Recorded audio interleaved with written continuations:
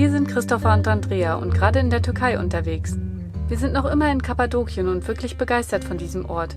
Es sind nicht nur die Heißluftballons, die diese Gegend so einzigartig machen. Die ganze Landschaft ist unverwechselbar. Felsformationen, Feenkamine und unterirdische Städte machen Kappadokien zu einem Erlebnis.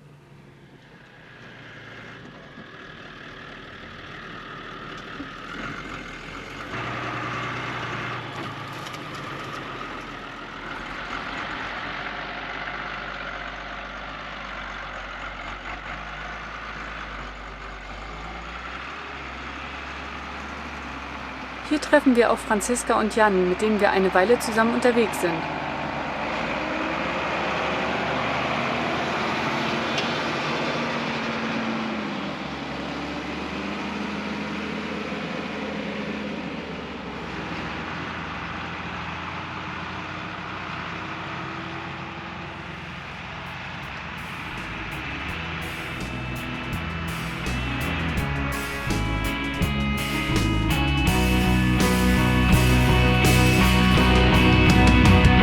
I woke up in the dark, having dreamt I was in pursuit, piling on the circular talk, just like I used to do. I suppose this is serious love, the kind that just won't be snuffed, the kind of love that never dies, the sort of stuff. Jeden Morgen zum Sonnenaufgang, wenn das Wetter es zulässt, steigen hier Hunderte von Heißluftballons auf und bieten dieses einzigartige Spektakel, das mittlerweile weltbekannt ist. Man trifft hier Touristen aus aller Welt und selbst wir sind begeistert. Obwohl wir solche touristischen Orte häufig meiden, hat sich der Stopp wirklich gelohnt. Gefahren sind wir zwar nicht, weil uns die Kosten von ca. 200 € pro Person doch etwas abgeschreckt haben, aber das Spektakel vom Boden aus zu sehen, ist eigentlich schon beeindruckend genug. Did you forget what you said? Did I misinterpret it? Vague and soft-spoken over AIM. 5 long years ago, feels like that in 20 some odd more. You said I'm sorry, but you are so beautiful. Burn your dreams, safe keep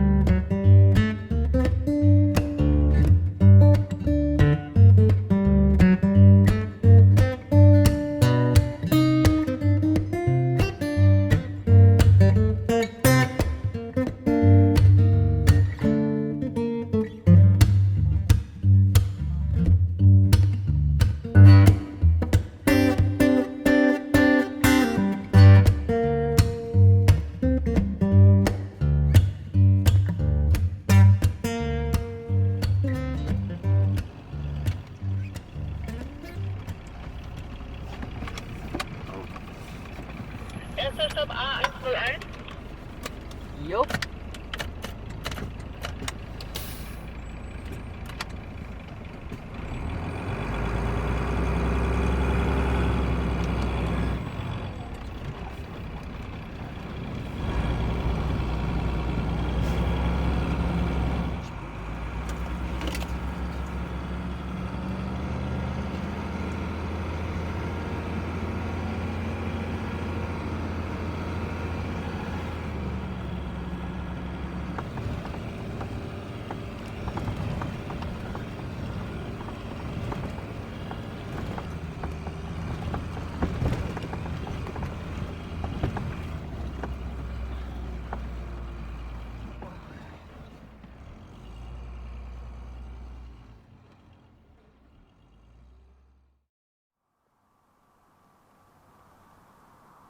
Wir standen hier mal wieder mit toller Aussicht und Top-Internetempfang und jetzt gehen wir uns die Höhlenstadt angucken.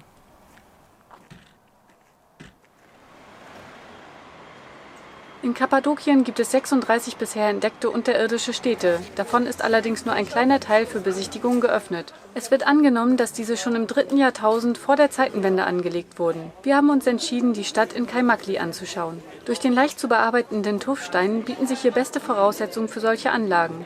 Diese hier besteht aus 8 Stockwerken, von denen 5 beleuchtet und für Besucher begehbar sind. Wir sind überrascht, wie viel hier tatsächlich los ist. Ein komplexes System von Tunneln führt uns immer weiter abwärts, auch abseits der abgetretenen Pfade. Schätzungen zufolge soll die Zahl der Bewohner zwischen 3.000 und 15.000 geschwankt haben. Früher soll es auch einen Verbindungstunnel zur 9 Kilometer entfernten unterirdischen Stadt von Darinkuyu gegeben haben, die die bisher größte entdeckte Stadt ist.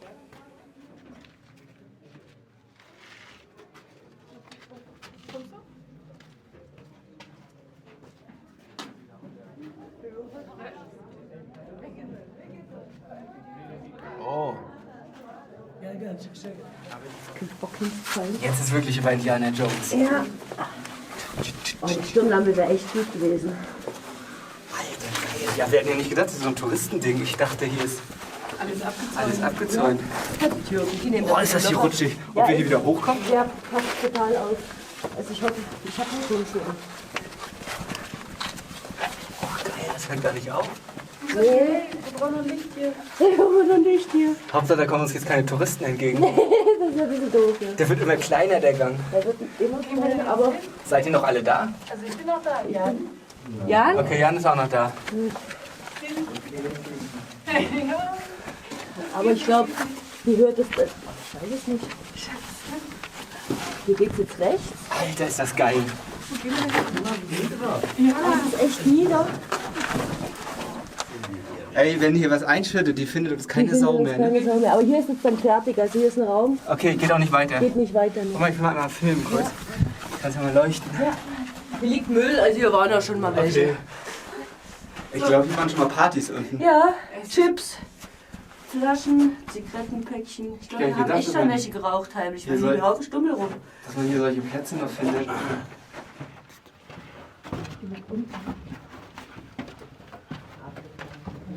Aber da kommt schon wieder das Licht.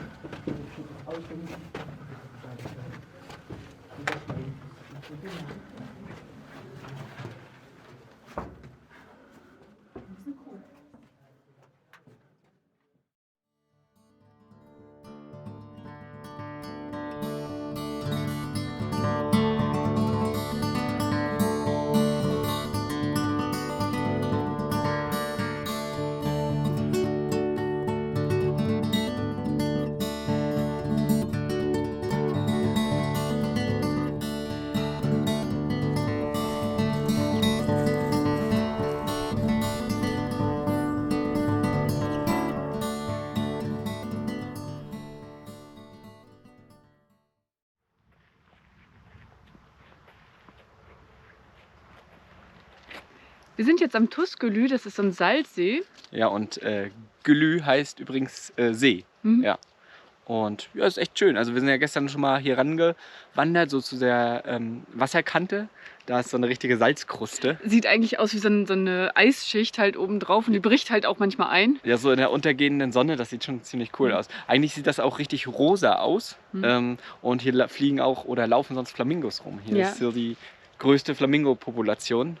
Aber die sind eben gerade woanders, weil es ein bisschen zu kalt jetzt hier ist und ja, jetzt sind hier leider keine. Ja, schade eigentlich. Aber die Gegend ist halt echt cool. Also hier kann man noch eine ganze Menge angucken. War auch eigentlich unser Plan.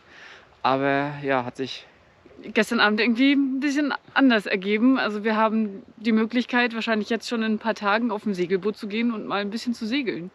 Also wir wissen noch nicht genau, ob das alles so klappt, aber wahrscheinlich am Wochenende. Und das ist aber noch ein bisschen weit weg, also so 650 Kilometer, glaube ich. Ja. Und ja, da haben wir dann nicht mehr so viel Zeit, um uns viel anzugucken. Deshalb fahren wir da dann wahrscheinlich erstmal direkt hin. Wir hatten eigentlich hier noch ein paar Pläne an dem See, was wir uns noch angucken wollten. Und danach wollten wir noch zum Klettergebiet. Ich glaube, bei Antalya ist das, was wir... Ja, genau. Genau, bei Antalya hatten wir uns noch ein Klettergebiet rausgesucht.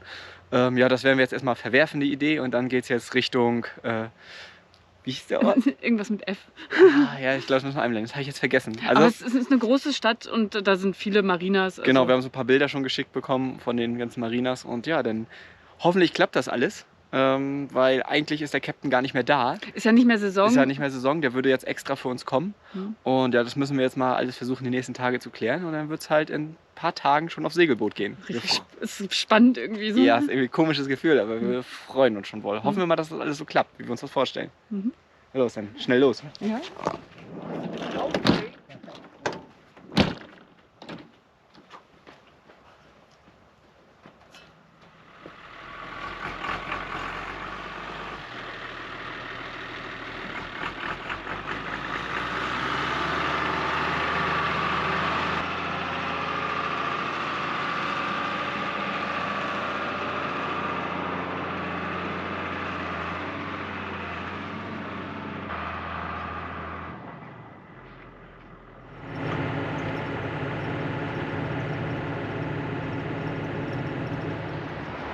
Wir sind jetzt in Konya, also sind über 200 Kilometer gefahren. Das ist auch eine echt große Stadt.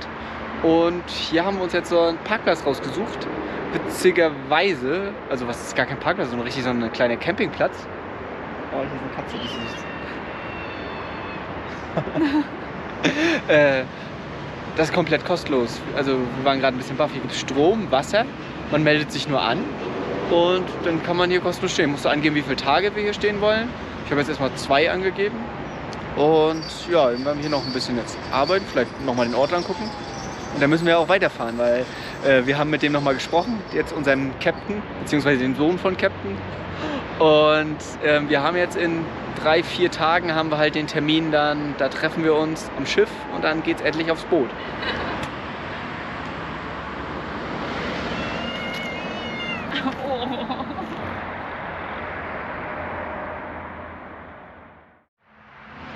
Stellst du die Route ein? Ja. Okay. Ja, wir wollen jetzt nämlich weiter. Also jetzt geht's weiter Richtung Meer. Wir haben ja eine Mission. Standen jetzt hier 2 Tage, standen wir jetzt hier rum auf diesem kostenlosen Campingplatz. Ist ziemlich cool. Ist irgendwie, ich bin total baff, sowas. Also der ist richtig gut. Also besser als die meisten Campingplätze, für die man bezahlen muss. Hier gibt es warmes Wasser. Also das wird über so eine Solaranlage auf dem Dach gemacht. Muss natürlich die Sonne scheinen, damit warm Wasser ist. Und man hat kostenlos Strom und kann hier seine Trinkwassertanks auffüllen. Müll wird hier entsorgt. Ist, ja, super sauber. Ja.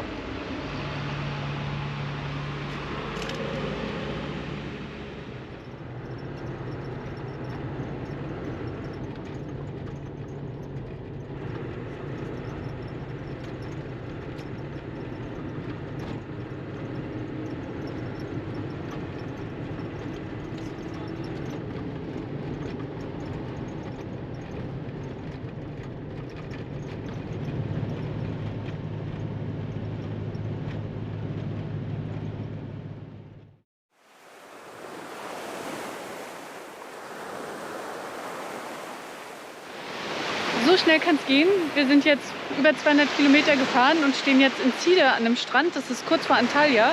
Und haben jetzt noch so knapp 300 Kilometer bis nach dieser Ort mit F, wo das Segelboot dann auf uns wartet. Aber hier können wir jetzt erstmal wieder den Strand genießen und das Meer.